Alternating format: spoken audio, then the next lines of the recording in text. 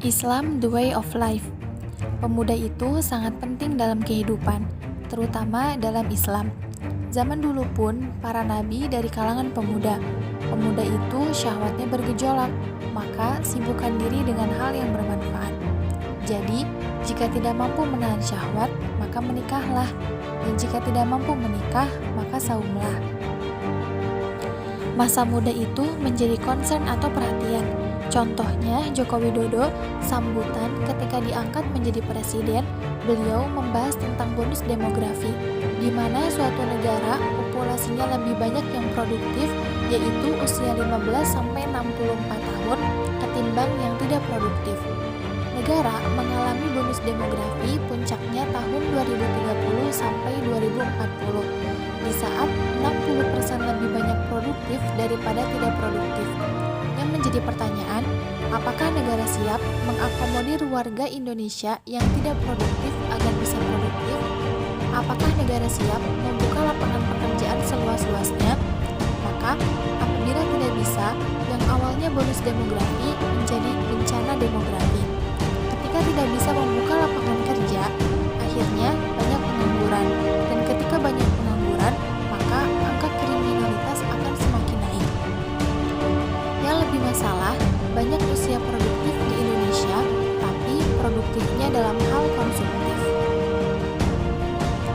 State of Islamic Economy Report melaporkan bahwa tahun 2018 sampai 2019, angka pembelanjaan masyarakat Indonesia dalam satu tahun mencapai 218,8 juta dolar dan mengakibatkan banyak pengusaha-pengusaha yang menjual produknya ke Indonesia karena sifat masyarakat Indonesia yang produktif dalam hal konsumtif. Akhirnya, UMKM di Indonesia habis oleh produk-produk dari luar negeri. Tahun 2019, untuk industri halal, Indonesia masuk peringkat ke-10. Produsen makanan halal terbesar dari Thailand dan produsen kosmetik halal banyaknya dari Korea. Padahal, jumlah penduduk muslim Indonesia lebih banyak daripada negara lain. Kemudian, pemerintah menggulirkan master plan dari 2019 sampai 2024. Yang pertama, penguatan halal value chain atau rantai nilai halal, yaitu produk-produk yang dipasarkan di Indonesia harus terjamin halal. Pada pemerintahan SBY sudah dibuatkan undang-undang dan sudah disahkan tentang Undang-Undang Jaminan Produk Halal dengan masa sosialisasi selama 5 tahun, sehingga mulai diaplikasikan tahun 2019 di masa Jokowi. Dulu, labelisasi halal sifatnya masih voluntary atau sukarela. Tahun 2019, produk-produk yang dihasilkan jika ingin disebut syariah, maka mesti dilabeli halal. Yang awalnya voluntary menjadi mandatory atau wajib. Yang kedua, penguatan lembaga keuangan syariah. Kiai Haji Ma'ruf Amin, mantan Ketua DPS atau Dewan Pengawas Syariah, konsen terhadap ekonomi syariah. Hal itu yang mulai diakomodir oleh pemerintah sekarang, sehingga 3 bank syariah dimerger menjadi satu, yaitu Bank Mandiri, BRI, dan BNI, menjadi BSI atau Bank Syariah Indonesia. Agar BSI bisa masuk setidaknya 10 besar bank di Indonesia, tujuannya untuk mempermudah fasilitas alternatif bagi pengusaha-pengusaha muslim untuk pembiayaan. Yang ketiga, penguatan UMKM, dan yang keempat, penguatan ekonomi digital.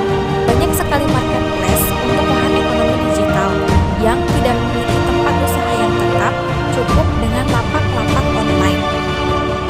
Tahun 2019, untuk industri halal, Indonesia menjadi peringkat 5.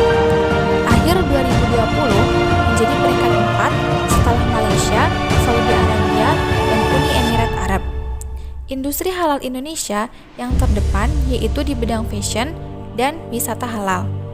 Indonesia sudah mulai concern terhadap syariah Islam.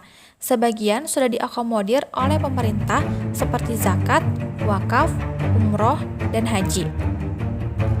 Orang yang hadir di industri ekonomi atau praktisi ekonomi adalah orang-orang yang handal dan terpilih. Sebagaimana seperti hadis Nabi, seburuk-buruk tempat adalah pasar dan sebaik-baik tempat adalah masjid. Tapi tidak sebagaimana keburukan lainnya, Rasulullah lebih mengatakan jauhi keburukan itu, tapi tidak dengan tempat yang buruk ini. Rasulullah menganjurkan untuk dekati tempat ini, yaitu pasar, karena orang yang berani untuk mendekati pasar adalah orang yang kompeten, karena Allah menyandingkan bisnis dengan jihad. Harta terakhir pemuda adalah idealisme. Jika tidak punya idealisme, maka bukan seorang pemuda. Ketika tidak punya harta, maka jangan beranggapan bahwa harta adalah satu-satunya.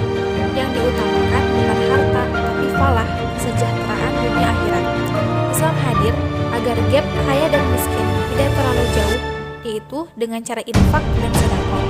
Karena sirkulasi uang tidak hanya menumpuk di orang kaya. Karena Islam sempurna